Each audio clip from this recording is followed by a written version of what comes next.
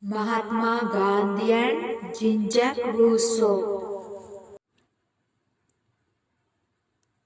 Introduction. Mohandas Karamchand Gandhi was an Eastern philosopher and Jean-Jacques Rousseau was a Western philosopher.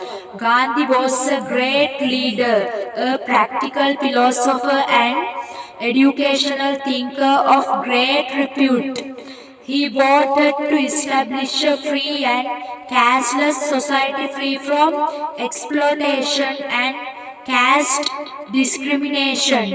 For this, he used education as a tool. His philosophy of education is the result of his long experience of the political, social, and economic life of country.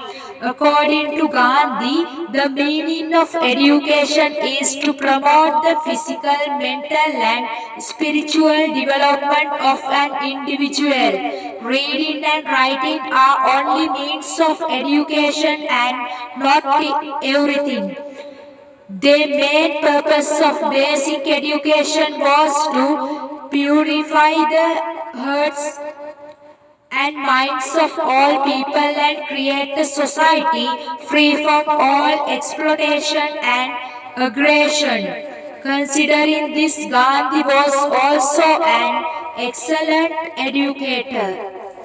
Also, Rousseau was the less academic of modern philosophers and in many ways the most influential. His true marked the end of the European eliminate the edge of reason. He took political and moral through into new channels. His reforms revolutionized taste first in music, then in other arts. He had a profound effect on the way of life of the people. He threw parents to take a new interest in their children and educate them differently. He promoted the expression on feelings rather than the polite restraint of friendship and love. He introduced the worship of religion sentiments among people who discarded religion dogma. He opened people's eyes to the beauty of nature and he made freedom a precious commodity. Curriculum. Gandhi's curriculum scheme is activity centered while Rousseau's curriculum divided according to the stages of human development.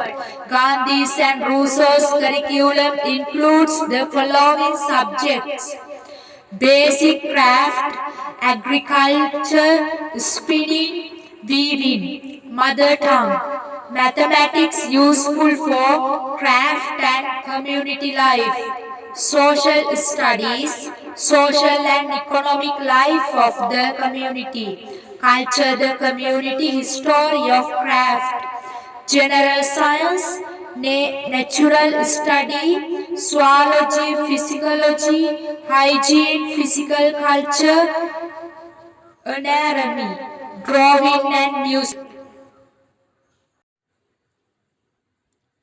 Gandhi and Rousseau's aims of education. Gandhi has divided education aims into two categories as under: immediate aims of education, ultimate aims of education. Immediate aims of education according to Gandhi are as under: bread and butter aim.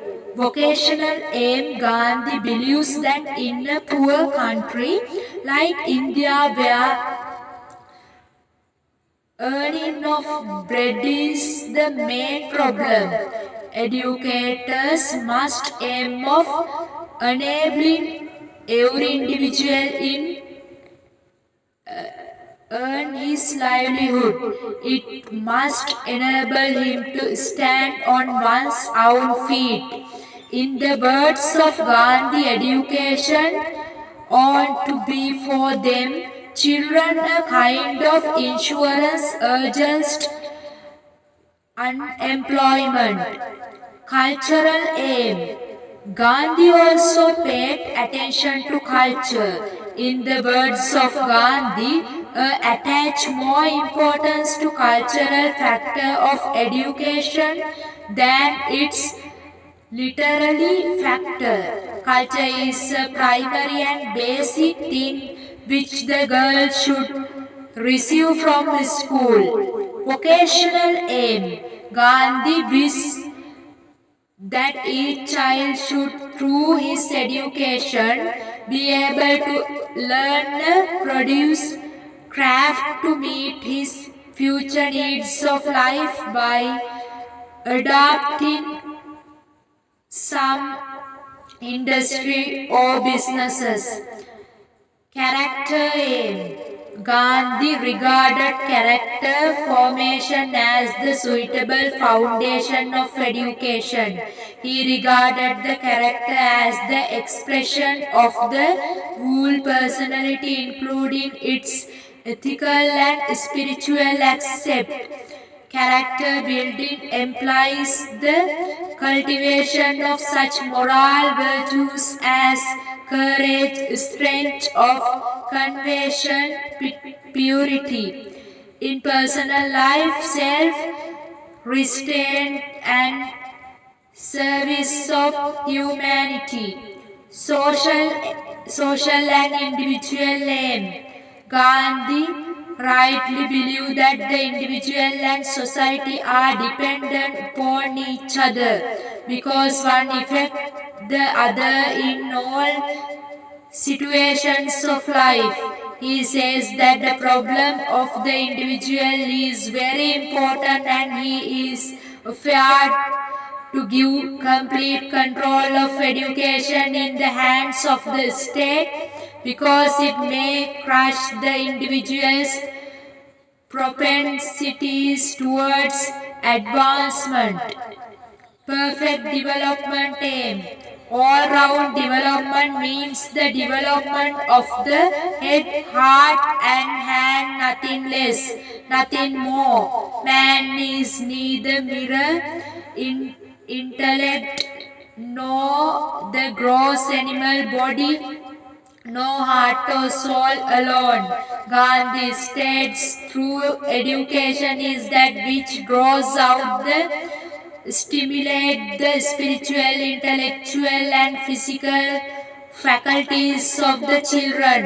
As with these spiritual goals, the ultimate goal of education, according to Gandhi, was to realize good. But Rousseau's educational goals were very different from this. He had a contrary opinion to Gandhi's. His objectives are as follows.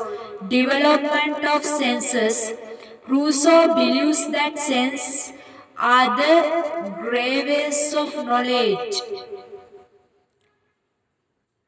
It is education which helps the child to attain pleasure by using his organs and sense and by applying his strength. Development of innate faculties.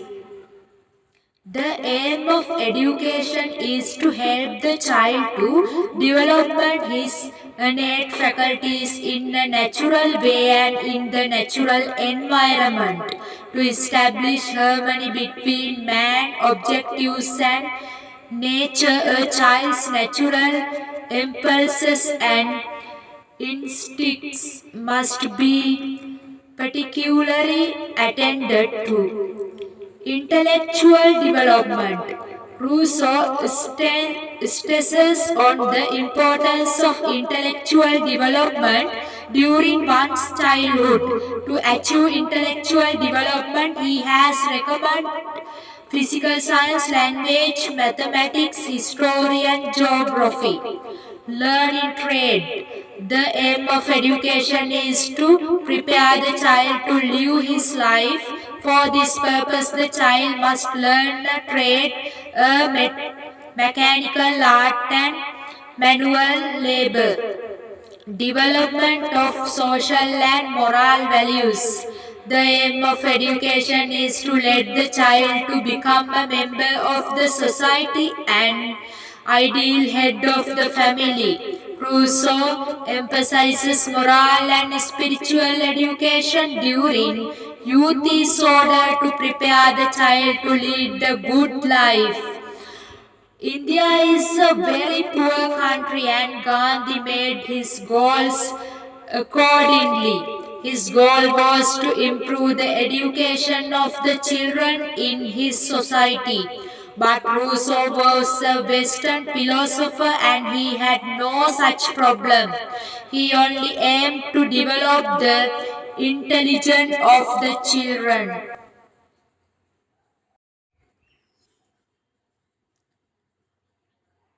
Teaching methods. Following are the teaching methods suggested by Rousseau. Learning by doing. About education methods, Rousseau explained that a child gains the most effective knowledge through his own efforts. In learning by doing, the child not only gains physical strength but also feel good mentally. This instills self-confidence in the child. Also his successful and unsuccessful effort inspire him to move forward in life. Learning through senses. Rousseau believes child remembers the knowledge acquired through senses for long time because it is secured directly through the source. Therefore, the child should learn to use all his senses. Exploration discovery method.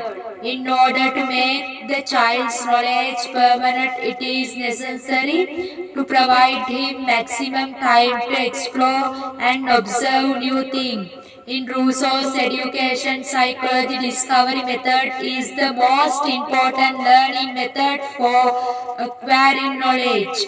Self-education method. Self-education method is helpful to the child as it helps to boost in his confidence by motivating him to achieve new goals in life. The child can choose his own learning areas according to his needs and interests. Self-experience method. According to Rousseau, the child should be motivated to learn on the basis on his experiences. That is why the child should be given freedom to understand nature. Things human, this experience provide him true education and make him a skilled person. Gandhi's aims of education were different from those of his time. He suggests some indigenous craft as a means of education for children to develop their body, mind and soul harmoniously and meet their future life needs. Reading should be taught before writing is taught. Art training should be given before teaching the alphabet. More opportunities for learning by doing should be provided. Learning from experience should be encouraged. Teaching through creating and productive activities. Learning through living, serving and participating self-experience. Teaching through lecture, questioning and discussion. Role of teacher. According to Gandhi, the role of a teacher is that he wants teachers to teach by example rather than by perfect. He was urgent corporal punishment. The teacher must be a man of well-trained, expert knowledge, practice of faith and devotion. Teachers are responsible for picking the status of their students. A teacher is the pinnacle of character, a symbol of values, well disciplined, unique personality, cultures and should have good mentally. His sensitive and magnanimity should be outstanding and shining. He should be polite, pious, and having sea of knowledge. He should be a psychologist, a philosophies, historian, technologies in the matters of knowledge and seduction. According to Rousseau, the teacher should provide opportunities for students to learn of their own. They should only give instruction. They should be direct to self-education. Rousseau assigned very little place to the teacher in the educational process. He is not called a mentor but a guide. His main responsibility to motivate the child to learn. This he can achieve by exploiting the innate tendencies of the child. He must possess profound understanding of the child's nature and be able to control his emotional reactions. He is to allow him perfect freedom and guide him properly. Conclusion: both these philosophers want to provide students with a better way of learning. Rousseau and Gandhi were two side philosophers of the West and the East, and although there were some differences in their views, most of their views were similar.